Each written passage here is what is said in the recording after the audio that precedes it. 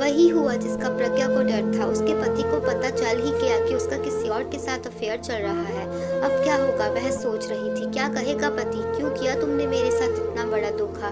क्या कमी थी मेरे प्यार में? क्या नहीं दिया मैंने तुम्हें? घर परिवार, सुखी संसार, पैसा, इज्जत, प्यार, किस चीज की कमी रह गई थी जो तुम्हें बदचलन होना पड़ा? क्या कारण था कि तुम्हें चरित्रहीन होना पड़ा? मैंने तुमसे प्यार किया, शादी की, हमारे प्यार की निशानी हमारा एक प्यारा बेटा। अब क्या था बाकी सिवा तुम्हारी शारीरिक भूख के? तुम पत्नी नहीं, वैश्या हो, वैश्या।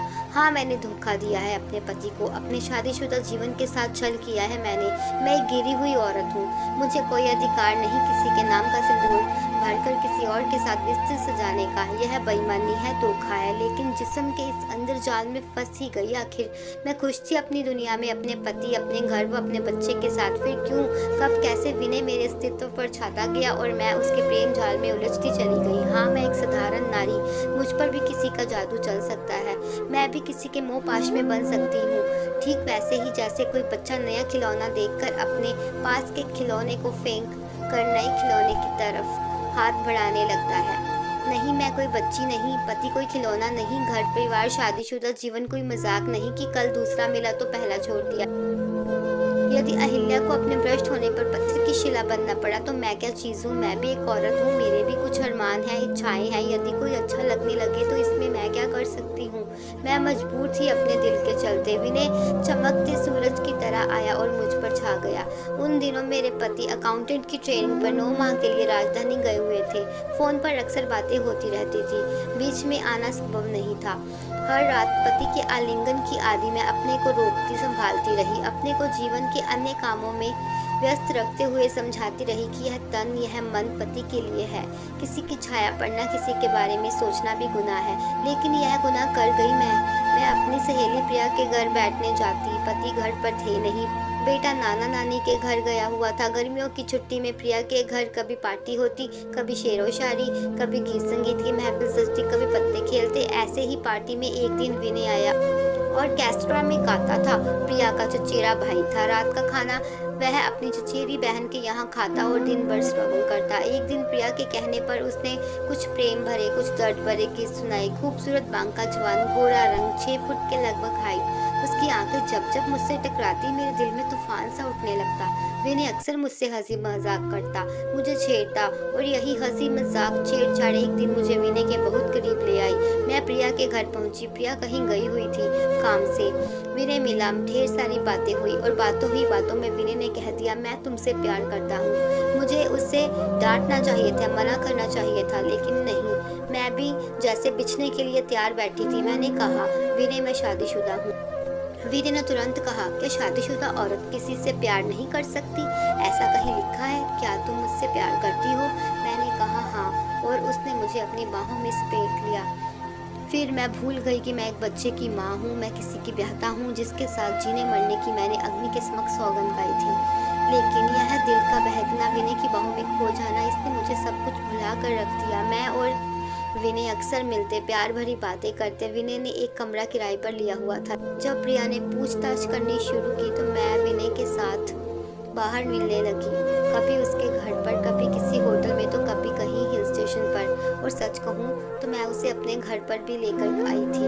यह गुनाह इतना खूबसूरत लग रहा था कि मैं भूल गई कि जिस बिस्तर पर मेरे पति राज का हक था, उसी बिस्तर पर मैंने बेशर्मी के साथ विनय के साथ कई रातें गुजारी। विनय की बाहों की कशिश ही ऐसी थी कि राज के साथ बंधे विवाह के पवित्र बंधन मुझे बेड़ियों की तरह लगने लगे। मैंने एक दिन विनय से कहा भी, क्या वह मुझसे शादी करेगा? उसने हंसकर कहा, मतलब यह है कि तुम मेरे लिए अपने पति को छोड़ सकती हो। इसका मतलब यह भी कि कल किसी और के लिए मुझे अपने बेवफा होने का एहसास विनय ने हंसी हंसी में करा दिया था। एक रात विनय के आगोश में मैंने शादी का जिक्र फिर छेड़ा। उसने मुझे चूमते हुए कहा, शादी तो तुम्हारी हो चुकी है, दोबारा शादी क्यों? बिना किसी बंधन में बंधे सिर्फ प्यार नहीं कर सकती? मैं एक स्त्री हूँ, प्यार के साथ सुरक्षा भी चाहिए, और शादी किसी भी स्त्री के लिए सबसे सुरक्षित संस्था है। विनय ने हंसते हुए कहा, क्या तुम अपने पति का सामना कर सकोगी? उससे तलाक मांग सकोगी? कहीं ऐसा तो नहीं कि उसके वापस आते ही प्यार टूट जाए और शादी जीत जाए? मुझ पर तो विनय का नशा हावी था।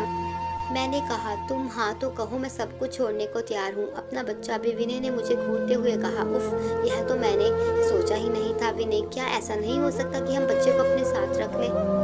विनय ने हंसते हुए कहा, क्या तुम्हारा बेटा मुझे अपना पिता मानेगा? कभी नहीं। क्या मैं उसे उसके बाप जैसा प्यार दे सकूंगा? कभी नहीं। क्या तलाक लेने के बाद अदालत बच्चा तुम्हें सौंपेगी? कभी नहीं। क्या वह बच्चा मुझे हर घड़ी इस बात का एहसास नहीं दिलाएगा कि तुम पहले किसी और के साथ, किसी और की निशानी? क्या उस बच्चे में तुम्हें अपने पति की यादें? देखो प्रज्ञा, मैं तुमसे प्यार करता हूँ, लेकिन शादी करना तुम्हारे लिए तब तक संभव नहीं जब तक तुम अपना अतीत पूरी तरह नहीं भूल जाती। अपने माता पिता, भाई बहन, सास ससुर, देवर ननद, अपनी शादी, अपनी सुहागरात, अपने पति के साथ बिताए पल पल, यहाँ तक कि अपना बच्चा भी, क्योंकि यह बच्चा सिर्फ तुम्हारा नहीं है। इतना सब भूलना तुम्हारे लिए संभव नहीं है। कल जब तुम्हें मुझ में कोई कमी दिखेगी तो तुम अपने पति के साथ मेरी तुलना करने लगोगी। इसलिए शादी करना संभव नहीं है। प्यार एक अलग बात है, किसी पल में कमजोर होकर किसी और में खो जाना, उसे अपना सब कुछ मान लेना और बात है, लेकिन शादी बहुत बड़ा फैसला है। तुम्हारे प्यार में मैं भी भूल गया कि तुम किसी की पत्नी हो, किसी की माँ हो, किसी के साथ कई रातें पत्नी बनकर गुजारी है तुमने। यह मेरा प्यार था कि मैंने इन बातों की परवाह नहीं की।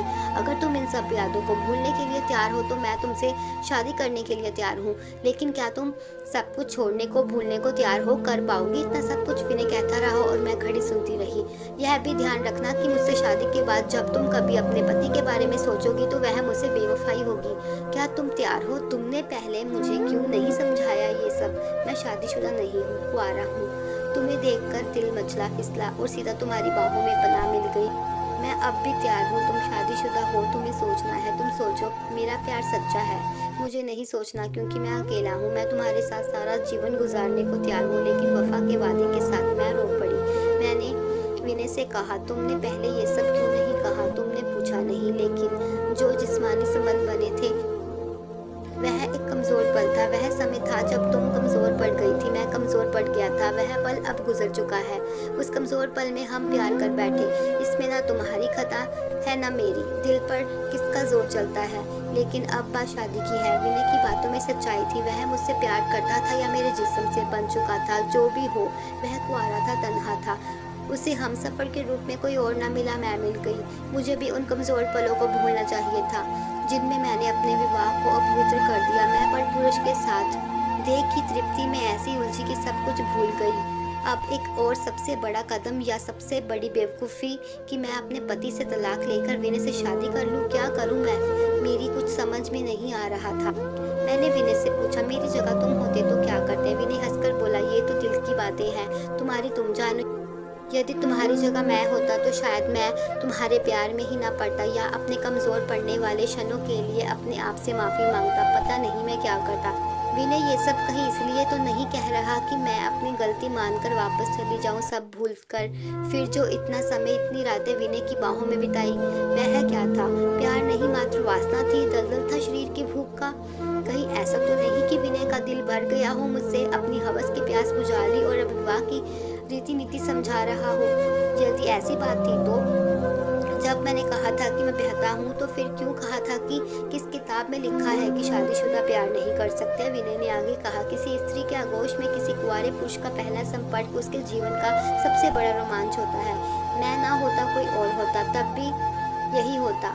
हाँ, यदि लड़की कुंवारी होती, अकेली होती, इतनी बातें ही ना होती। तुम उन क्षणों में कमजोर पड़ी या बहकी, यह तो मैं नहीं जानता, लेकिन जब तुम्हारे साथ का साया पड़ा मन पर तो प्यार हो गया। और जिसे प्यार कहते हैं उसे गलत रास्ता नहीं दिखा सकते। मैं रोने लगी। मैंने तो अपने हाथों अपना सब कुछ बर्बाद कर लिया, तुम्हें सौंप दिया। अब तुम मुझे दिल की दुनिया से दूर हकीकत पर लाकर छोड़ रहे हो। तुम चाहो तो अब भी मैं शादी करने को तैयार हूँ। क्या तुम मेरे साथ मेरी वफादार बनकर रह सकती हो? सब कुछ छोड़कर, सब कुछ भूलकर, विनय ने फिर दोहराया। इधर राज मेरे पति वापस आ गए। मैं अजीब से चक्रव्यूह में फंसी हुई थी। मैं क्या करूं, क्या ना करूं? राज के आते ही घर के काम की जिम्मेदारी, एक पत्नी बनकर रहना। मेरा बेटा भी वापस आ चुका था। मुझे माँ और पत्नी दोनों का फर्ज निभाना था। मैं निभा भी रही थी, और ये निभाना किसी पर कोई एहसान नहीं था। ये तो वे काम थे जो सहज ही हो जाते थे। लेकिन राज के दफ्तर और बेटे के स्कूल जाते ही विनय आ जाता था, या मैं उससे मिलने चल पड़ती। दिल के हाथों मजबूर होकर मैंने विनय से कहा, मैं तुम्हें भूल नहीं पा रही हूँ। तो छोड़ दो सब कुछ, मैं ऐसा भी नहीं कर सकती। यह तो दो तरफ़ा बेवफ़ाई होगी और तुम्हारी इस बेवफ़ाई से होगा यह कि मेरा प्रेम किसी अपराध कथा की पत्रिका में अवैध संबंध की कहानी के रूप में छप जाएगा। तुम्हारा पति तुम्हारी या मेरी हत्या करके जेल चला जाएगा। हमारा प्रेम पुलिस केस बन जाएगा, विनय ने गंभीर होते हुए कहा। मैं भी डर गई और बात सच भी कही थी विनय ने। फिर वह मुझसे क्यों मिलता? यदि मैं पूछूंगी तो हंसकर कहेगा कि तुम आती हो। मैं इनकार कैसे कर दूं? मैं भंवर में फंस चुकी थी। एक तरफा मेरा हंसता खेलता परिवार, मेरी सुखी विवाहिता जिंदगी, मेरा पति, मेरा बेटा, और दूसरी तरफ उन कमजोर पलों का साथी विनय, जो आज भी मेरी कमजोरी है। इश्क और मुश्क छुपाए नहीं छिपते। पति को भनक लगी। उन्होंने दो टूक कहा, रहना है तो तरीके से रहो, वरना तलाक लो और जहां मुंह काला करना हो करो। दो में से कोई एक चुन लो, प्रेमी या पति। दो नाव की सवारी तुम्हें डुबो देगी और हमें भी। मैं शर्मिंदा थी, मैं गुनाहगार थी। मैं चुप रही, मैं सुनती रही, रोती रही। मैं फिर विनय के पास पहुंची। वह कलाकार था, गायक था। उसने मैंने बताया कि मेरे पति ने मुझसे क्या क्या कहा है और अपने शर्मसार होने के विषय भी। उसने कहा, यदि तुम्हें शर्मिंदगी है तो तुम अब तक गुनाह कर रही थी। तुम्हारा पति सज्जन है, यदि हिंसक होता तो तुम नहीं आती, तुम्हारे मरने की खबर आती। अब मेरा निर्णय सुनो, मैं तुमसे शादी नहीं कर सकता। मैं एक ऐसी औरत से शादी करने की सोच भी नहीं सकता जो दोहरा जीवन जिए। तुम मेरे लायक नहीं हो। आज के बाद मुझसे मिलने की कोशिश मत करना। वे कमज़ोर पल मेरी पूरी ज़िंदगी को कमज़ोर बनाकर गिरा देंगे। आज के बाद आई तो बेवफा कहलाओगी दोनों तरफ से। उन कमज़ोर पलों को भूलने में ही भलाई है। मैं चली आई। उसके बाद कभी नहीं मिली विनय से। प्रिया ने ही एक बार बताया कि वह शहर छोड़कर चला गया है। हाँ, अपनी बेवफाई, चरित्रहीनता पर अक्सर मैं शर्मिंदगी महसूस करती रहती हूँ, खासकर तब जब कोई वफा का किस्सा निकले और मैं उस किस्से पर गर्व करने लगूँ तो पति की नज़रों में कुछ हिकारत सी दिखने लगती है। मानव कह रहे हो तुम और वफा। पति सभ्य थे, सुशिक्षित थे और परिवार के प्रति समर्पित। कभी उल्टा चरित्रहीन वैश्या नहीं कहा, लेकिन अब शायद उनकी नज़रों में मेरे लिए वह सम्मान प्यार ना रहा हो।